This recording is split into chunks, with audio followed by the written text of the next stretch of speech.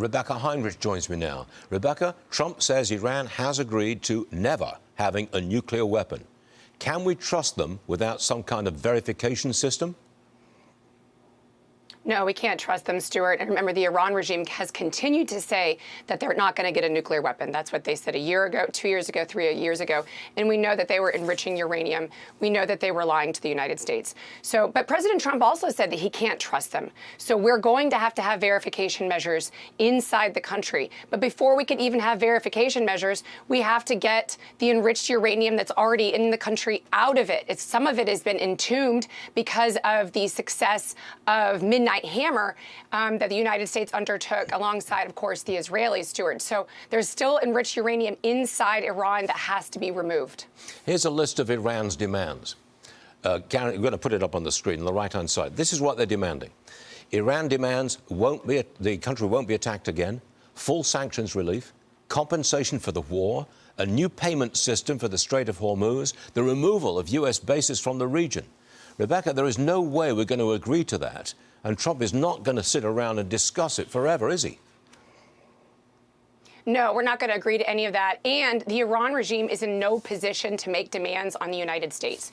The United States is only 3 weeks into a military campaign, which we said we think it would take about 4 to 6 weeks was the original estimation. So we're still ahead of schedule, but there's still targets that the United States wants to take out to make sure that the Iranians can no longer harm U.S. forces in the region and our allies, conduct terrorism, support terrorist proxies, Stuart. And so we're not done yet with our military objectives. And of course, the Israelis have a say in this as well. And the Israelis are not going to stop until they're sure that the Iran regime is not going to be funding terrorist activity. And as long as there's still, again, nuclear material still in the country. So the Iranians are not in a position to make demands on us. They're only in a position, I think, at this point, Stuart, to surrender and to be more compliant with U.S. demands. Israel says it's going to continue strikes on Iran. I've got a headline here that Iran's missiles pierce Israel's defenses, raising doubts about interceptors. They're not going to quit until that threat is removed, which implies this is going to go on for some time.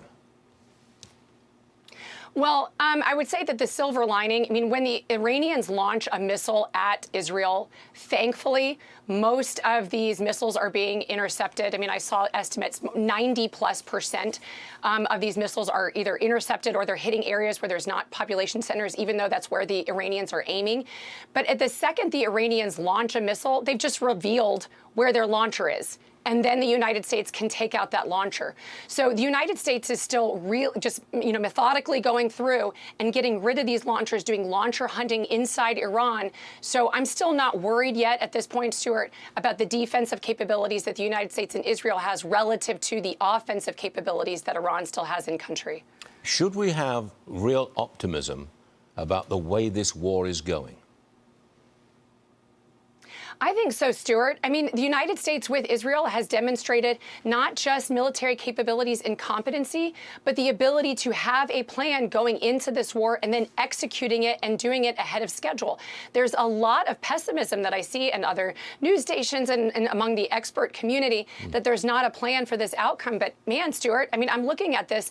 The United States with Israel really has the Iranians on the back foot. It's a defanged terrorist state at this point. I mean, we do want to win the peace on terms that are good for us, but I think that there's great reason for optimism.